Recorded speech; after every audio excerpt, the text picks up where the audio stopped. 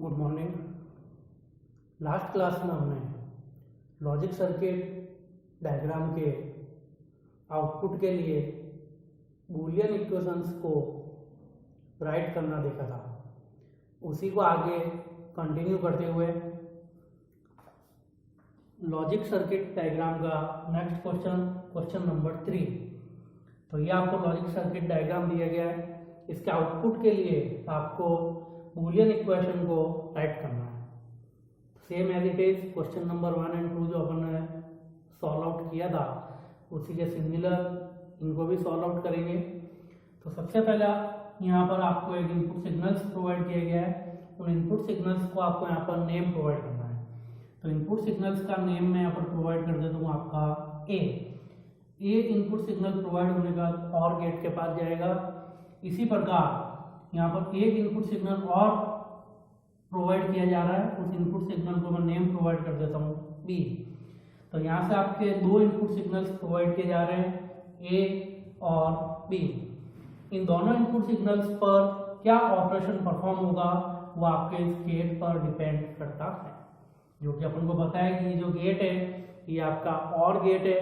तो ये और गेट क्या करेगा, ए और बी इनपुट सिग्नल्स पर और ऑपरेशन परफॉर्म करेगा और आपके रिजल्ट को प्रोड्यूस करेगा। तो यहाँ से सबसे पहले आपके पास इनपुट आएगा ए, उस पर और ऑपरेशन परफॉर्म होगा और उसके साथ किसके साथ और ऑपरेशन परफॉर्म किया जाएगा, बी के साथ।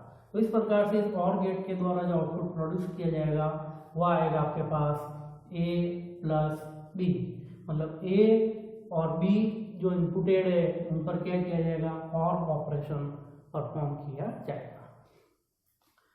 ये जो आउटपुट प्रोड्यूस हुआ ये अगेन नेक्स्ट गेट के लिए इनपुट की तरह वर्क परफॉर्म करता है।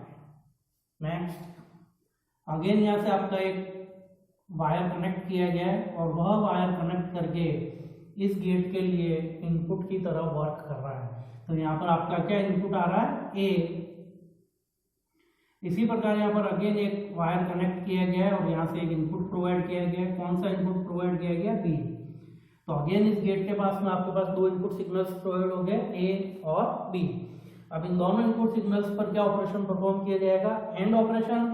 तो यहाँ पर आपका रिजल्ट आ जाएगा ए। और एंड ऑपरेशन की इक्वेशन को लिखने के लिए डॉट सिंबल का यूज किया जाता है, A dot B. Dot symbol is used for AND gate. AND gate की इक्वेशन को लिखने के लिए डॉट सिंबल का यूज किया जाता है। तो इस प्रकार के एंड गेट के द्वारा जो रिजल्ट प्रोड्यूस होगा वो होगा आपका ए डॉट बी।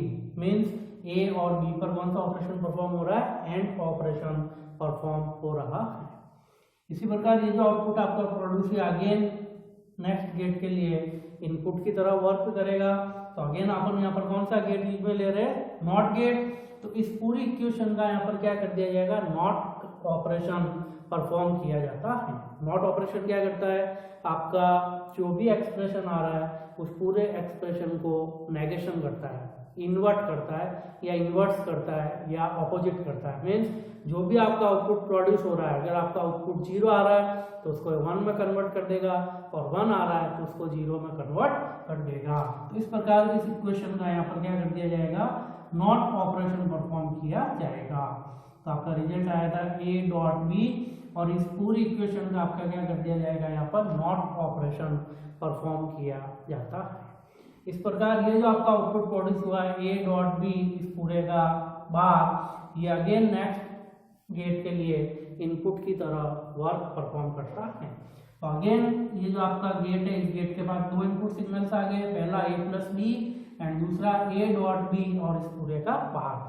तो इस एंड गेट के द्वारा क्या रिजल्ट आपका प्रोड्यूस किया जाएगा, ए प्लस बी। तो ये जो आपके पास इनपुट सिग्नल्स आया था इसको वही यूनिक आइडेंटिफाई किया जाता है। तो सबसे पहले आपका ये ऑपरेशन परफॉर्म होगा ए प्लस बी और फिर इसका किसके साथ एंड होगा, तो एंड ऑपरेशन को परफॉर्म करने के लिए डॉट साइन का यूज किया जाता है एंड अगेन इसके साथ एंड ऑपरेशन परफॉर्म होगा ए डॉट बी का बार। तो इस एंड गेट के द्वारा आपका जो रिजल्ट प्रोड्यूस किया जाएगा वही रिजल्ट आएगा A plus B dot A dot B और इस पूरे का बार। तो तो ये आपको यूनिक आइडेंटिफिकेशन करना जरूरी है। वही मैंने आपको जैसे प्रीवियस एग्जांपल्स में बताया था कि अगर मैं इस इक्वेशन को इस प्रकार राइट कर देता हूँ a plus B dot A dot B का बार, तो ये जो इक्वेशन होगी ये इक्वेशन इस लॉजिक सर्किट डायग्राम के अकॉर्डिंग क्या मानी जाएगी, रॉन्ग मानी जाती है, क्योंकि बूलियन एक्सप्रेशंस जो होते हैं वो लेफ्ट टू राइट सॉल्व होते हैं। तो लेफ्ट टू राइट जब अपन चलेंगे तो सबसे पहले आपको ऑपरेशन मिलेगा लॉजिक और, तो और ऑपरेशन की जो प्रायोरिटी होती है वह लो होती है, इसलिए आपका कंट्रोल ट्रांसफर होकर काम बढ़ जाएगा आगे, और जैसे स्किप होकर आगे मूव करेगा तो आपको ऑपरेटर मिलेगा एंड ऑपरेटर। तो एंड ऑपरेटर की जो प्रेसिडेंसी होती है वो हाई होती है। तो कंप्यूटर लैंग्वेज के अंदर या सर्किट के अंदर आपका ऑपरेशन जो भी परफॉर्म होगा ऑपरेटर प्रेसिडेंसी के अकॉर्डिंग परफॉर्म होता है। ऑपरेटर प्रेसिडेंसी, जिस ऑपरेटर की प्रेसिडेंसी हाई होती है उसको सबसे पहले सॉल्व आउट किया जाता है, और जिस ऑपरेटर की प्रेसिडेंसी लो होती है उसको सबसे लास्ट में एग्जीक्यूट किया जाता है। तो इसके अकॉर्डिंग ऑपरेटर प्रेसिडेंसी के अकॉर्डिंग यदि अपन देखते हैं तो सबसे पहले आपका जो एक्सप्रेशन सॉल्व होगा वो होगा बी डॉट और ए, तो जबकि यहाँ पर क्या कह रहा है ये ए डॉट बी और इस पूरे का बार, तो यहाँ पर अगेन आपके लिए कंफ्यूजन